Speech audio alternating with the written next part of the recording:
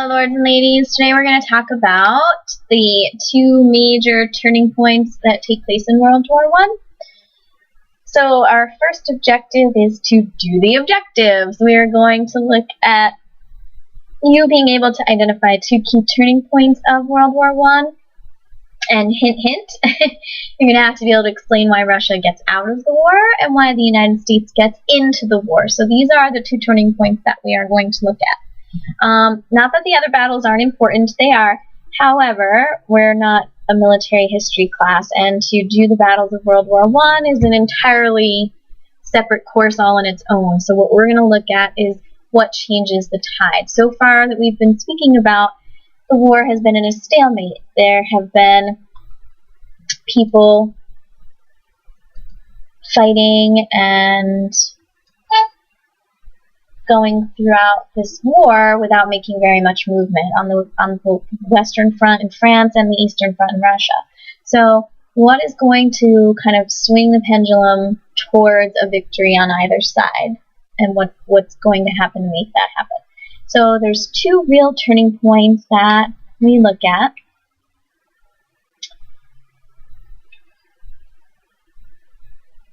The first is when Russia gets out of the war.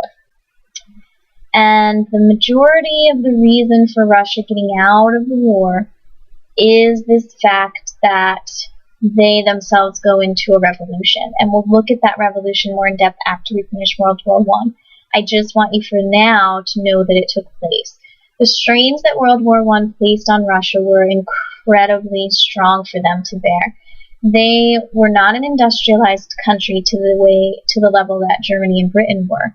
And so when the Tsar goes to the front to command his troops, the people are living in poverty and starving. So Vladimir Lenin, a former revolutionary, comes back, and you might want to pause it, comes back into Russia and says, I will get you out of the war. And so the people kind of support him in this revolution, and in 1918 he lives up to that promise and signs the Treaty of Brest-Litovsk that is going to end World War I for Russia.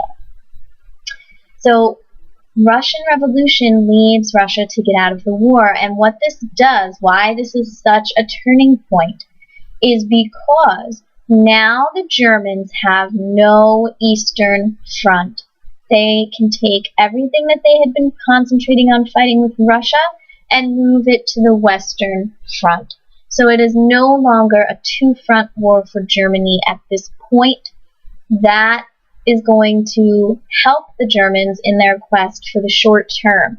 But then we're going to see another turning point in this war where the United States gets involved. So this advantage will be short-lived. However, it does make a difference to the outcome of this war. Now, when we are looking at how this is all going to play out, with the Germans not having a two-front war anymore, they are going to reallocate resources, troops, logistics, all of that, and kind of push it towards the west. Russia, in order to get out of this war, had to give up a tremendous amount of territory. This is Vladimir Lenin. He is the Bolshevik communist leader that comes in and leads Russia in its revolution.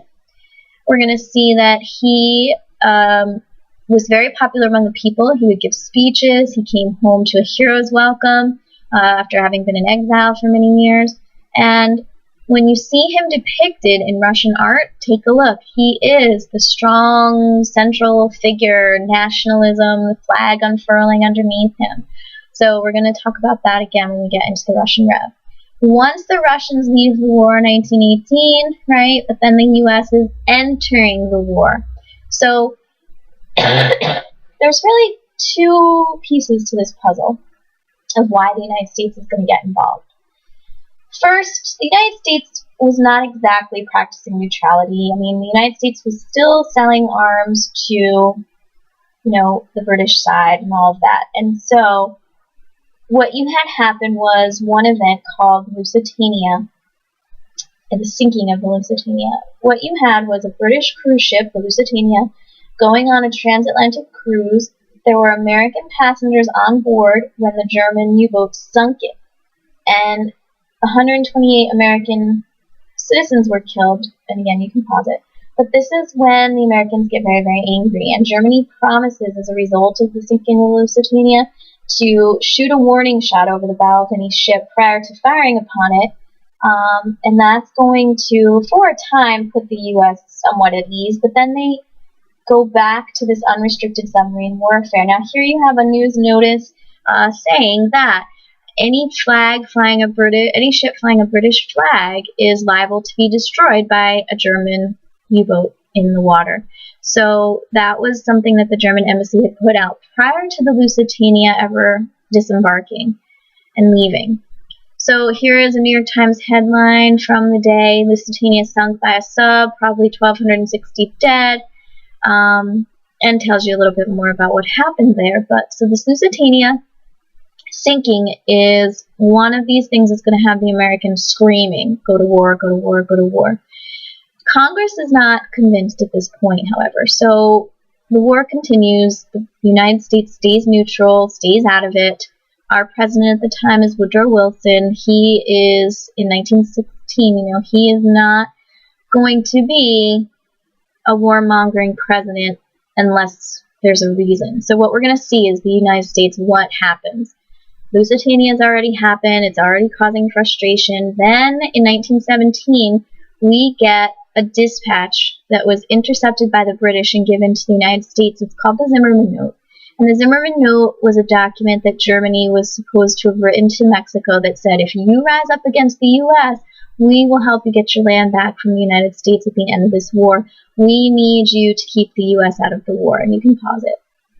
So historians debate this, whether it's authentic, whether or not the British manufactured it to try to get the United States into the war because they knew that the United States needed to enter and that Russia was, kind of on the verge of collapse and that they weren't sure what was going to happen. So what you see happen with the Zimmerman Note is that it's really the final straw, trying to incite a revolution by the Mexicans against the United States is something that worries the United States enough and frustrates and angers the United States enough that Woodrow Wilson, our president, goes to Congress and says, please declare war.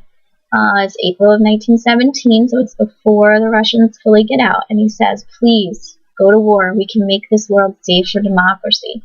And the Congress appeases him, and they vote declaration of war. And so by 1918, the Americans are sending 2 million soldiers in to fight in World War I.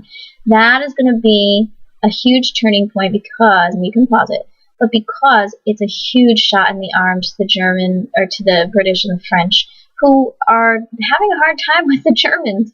And this is going to help them kind of regroup and new, fresh fighters coming in to be able to really put an offensive against the Germans. So officially the United States goes to war, and again, this is a newspaper headline from the time.